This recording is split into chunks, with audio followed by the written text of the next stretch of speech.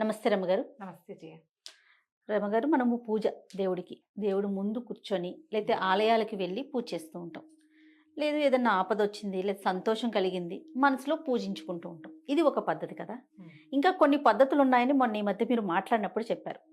ఏంటి రమ్మగారు అది? నాకు అర్థం కాలేదనమాట. ఎళ్లి శారీరకంగా వెళ్ళి మనం పూజ చేసుకోవటం, దండం పెట్టుకోవటం, మొక్కటం. లేదు మానసికంగా మనకి మనమే అనుకోవటం. ఇది కాకుండా ఇంకేముంటది? ఉచిత ఐయుఐ అండ్ ఐవీఎఫ్ కన్సల్టేషన్ కోసం సంప్రదించండి 29. మానసికంగానే పూజ చేసుకోవచ్చు. పూజ, దండమా? పూజే. కొత్తగా ఉంది రమ్మగారు. దానికి సంబంధించిన స్తోత్రాలు ఉన్నాయి జయ. ఆహా! స్తోత్రం ఉంది, అది విధానం. ఆహా! ఇప్పుడు మనం మన ఇంట్లో ఒక ప్రతిమ ఉందనుకో, ఎవరున్నారు? ఓ కృష్ణుడు, ఓ విష్ణుమూర్తి, ఓ రాముల వారు ఉన్నారు. విగ్రహానికి సమర్పిస్తాం. మనం ఏం చేస్తాం? అర్ఘ్యం, పాద్యం, ఆచమనీయం. మన ఊహ విగ్రహానిక, విగ్రహంలో ఉన్న దైవానిక? విగ్రహంలో ఉన్న దైవానికి. ఒక మనసే కదా మనది ప్రవర్తిస్తుంది. ఈ విగ్రహ స్వరూపంలో ఉన్నటువంటి మహోన్నతమైన శక్తికి మనం, అయ్యా ఇదిగో నీకు నీళ్ళు ఇస్తున్నాను, నీకు పాద్యం ఇస్తున్నా, నీకు అర్ఘ్యం ఇస్తున్నా, తాంబూలం, ఇదిగో హారతి అని ఇస్తాం.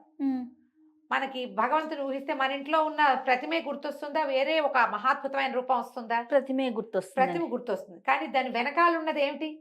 ఒక అద్భుత రూపం. అంతే. ఓ శక్తి. ఒక శక్తి. ఇప్పుడు మనం ఇలా చేతితోటి చేసేది అవకాశాలు లేవు. అవకాశం లేదు మనకి. ఏ బస్సులోనో ప్రయాణం చేస్తున్నాం, లేదా ఏ మంచానో పడిపోయాం, ఏ జ్వరమో వచ్చింది. పెద్దవాళ్ళు లేచి ఫిజికల్గా అన్నీ సమర్పించి చేయలేరు. అర్ఘ్యం, పాద్యం, ఆచమనీయం. మనం ఏం చెప్తాం? షోడశోపచారాలు ఉన్నాయి. షోడశోపచారాలు చెప్తే పంచోపచారాలు చేయండి అని మనం ఒక వీడియో కూడా చేస్తాం. అవును, అవును. ధూపదీప నైవేద్యాలు, తాంబూలము, నమస్కారము చేసుకోండి, గంధం పరికల్పయామి, అలా కూడా చేసుకోవచ్చు, చేయొచ్చు. అవును. ఇది కాకుండా పూర్తిగా భగవంతుడికి సమర్పించవలసిన 16 ఉపచారాలు మనసుతోటే మనం సమర్పించేందుకు ఒక విధానం ఉంది. ఇవి మనకి స్తోత్రాలు దొరుకుతాయి. చాలా మందికి తెలిసి ఉంటుంది, అలవాటుగా చదివేస్తారు. మామూలు స్తోత్రాలతో పాటే ఈ స్తోత్రం కూడా చదువుకుంటూ ఉంటారు. తెలియని వాళ్ళకి ఇది ఉపయోగపడుతుందని ఈ మాట చెప్పాలనుకుంటున్నాను. తప్పకుండా రమ్మగారు. ఇందులో కృష్ణమానస పూజ ఉంది, శివమానస పూజ ఉంది, దేవి మానస పూజ ఉంది. ఈ మూడిట్లలో దేవి మానస పూజ చాలా పెద్ద పెద్ద శ్లోకాలు. దీనికంటే కృష్ణమానస పూజ కొంచెం చిన్నది, శివమానస పూజ ఇంకా చిన్నది. 4 శ్లోకాలు. 4 శ్లోకాల్లో మనం ఈ పూజ చేసుకోవచ్చు. ఓకే. మిగిలిన ఏ అవకాశాలు లేకపోతే భావనతోటి ఈ శ్లోకం చదువుకుంటూ ఆ భావించటం. శ్లోకాలు చదివితే మనకి భావాలు ఎటా వస్తాయి మనకు అర్థం కాదు కదా, అదొక క్వశ్చన్ ఉంటుంది. అన్ని సంస్కృత శ్లోకాలు అందరికీ అర్థం కాదు కదా. కానీ మనం విడమర్చి ఒకసారి చెప్తే ఓహో ఇదేనా అని అనిపిస్తే నీకు అర్థమైపోతుంది. మామూలుగా మనకి భగవంతుడికి ఏం చేస్తాం? ఆసనం సమర్పయామి, స్నానము, ఆసనం ఇస్తాం, స్నానం సమర్పయామి, తర్వాత వస్త్రం, తర్వాత గంధం, ఓకే, పువ్వులు స్వామివారికి సమర్పిస్తాం కదా. అవును. తర్వాత దీపము, ధూపం, నైవేద్యం, ఈ లైన్. దీంతో పాటుగా తర్వాత చేసే ఉపచారాలు ఛత్రము, చామరము, గీతవాద్య కచేరీలు కదా.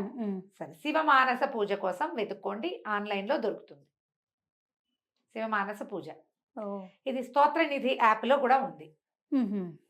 చాలా వరకు స్తోత్రాలు ఉన్న పుస్తకాలలో శివమానస పూజ కనపడుతుంది. తప్పకుండా. తెలిసిన వాళ్ళకి చెప్పట్లేదమ్మా, మాకు తెలుసు, మీరు చెప్పక్కర్లేదు, ఇలాంటి భావాల్లోకి వెళ్ళండి. నాకు తెలియదు రమ్మగారు. తెలియని వాళ్ళు చాలా మంది ఉంటారు.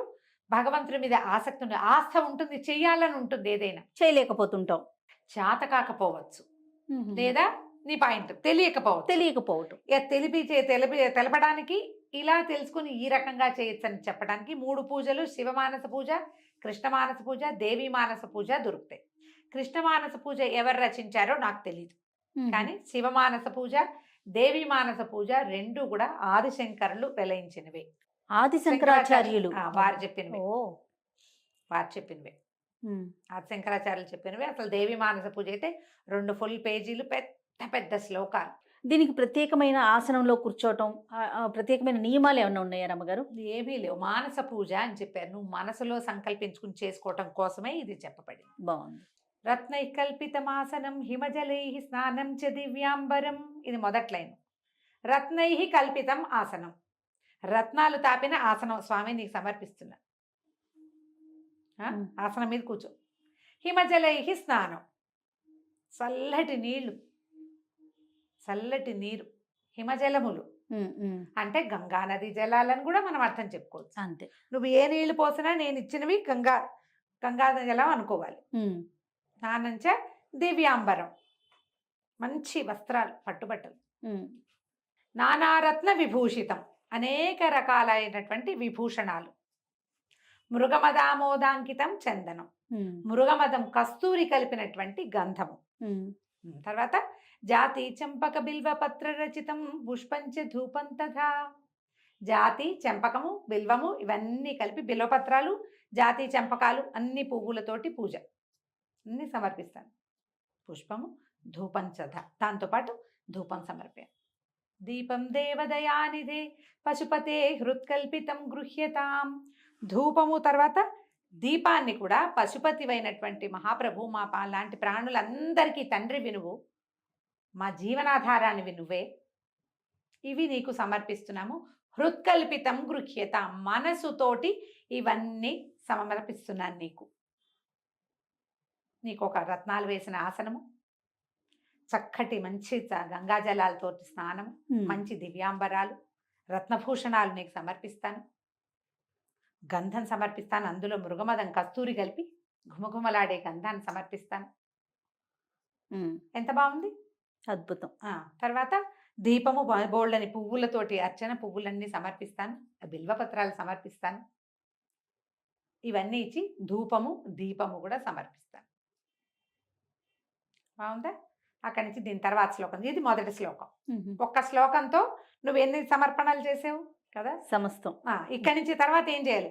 సవర్ణే మణిఖండ రత్న రచితే పాత్రే ఘృతం పాయసం భక్ష్యం పంచవిధం పయోదధియుతం రంభాఫలం పానకం శాకానామయుతం జలం రుచికరం కర్పూర ఖండోజ్వలం తాంబూలం మనసా మయా విరచితం భక్త్యా ప్రభో స్వీకురు.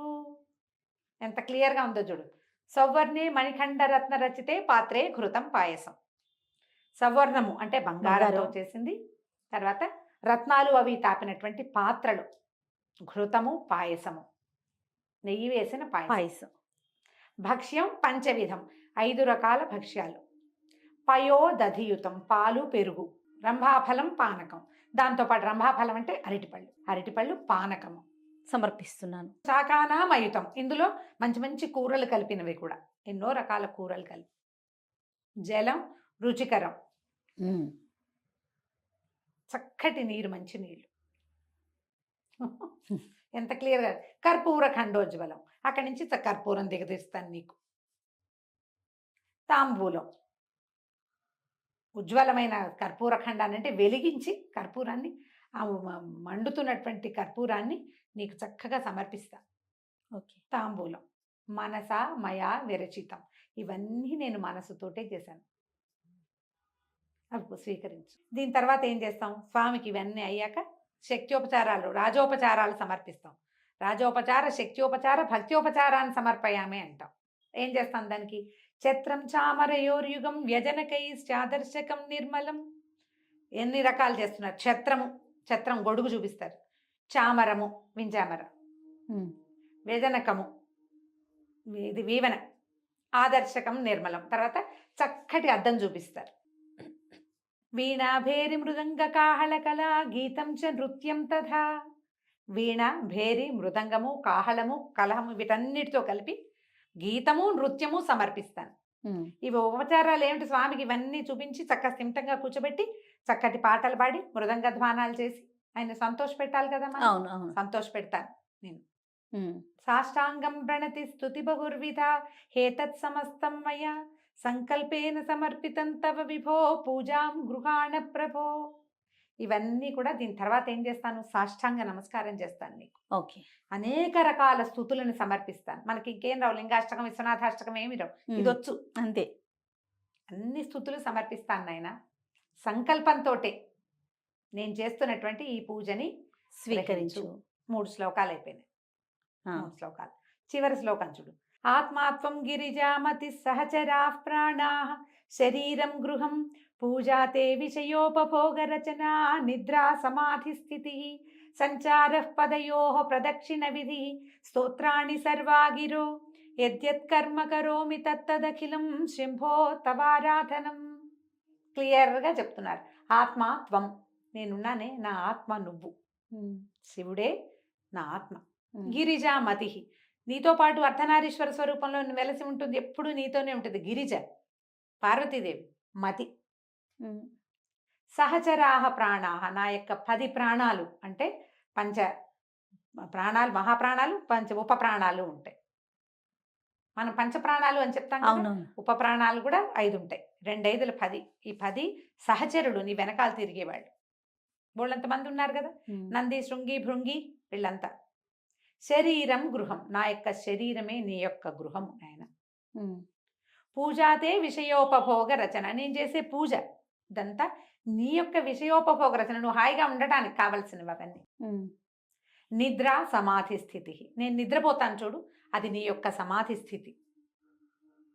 సంచార పదయోహ ప్రదక్షిణ విధి, నేను అటు ఇటు తిరుగుతా, దానికోసం దీనికోసం వెళ్తా, జీవితం కోసం ప్రయాణం చేస్తా ఎంతో, అదంతా కూడా నీకు చేసేటువంటి ప్రదక్షిణ విధి. స్తోత్రాన్ని సర్వాగిరు, అక్కడి నుంచి నేను బోల్డ్ అని మాటలు మాట్లాడతా, సరదాకి మాట్లాడతా, కాలక్షేపానికి మాట్లాడతా, కొంత నా మనలాగా ఏమంటారు జీవిక కోసం మాట్లాడతాను. ఇదంతా కూడా నీకు నేను చేసే స్తోత్రం. యద్యత్ కర్మ కరోమి తత్తదఖిలం శంభో తవారాధనం, నేను ఏం చేస్తానో, ఏం చేసినా సరే, యద్యత్ కర్మ కరోమి, ఏ పని చేసినా సరే, తత్తదఖిలం మొత్తం అదంతా కూడా శంభో పరమేశ్వర, నీ యొక్క ఆరాధన తండ్రి, నీకోసమే నేనున్నా అని చెప్తాడు.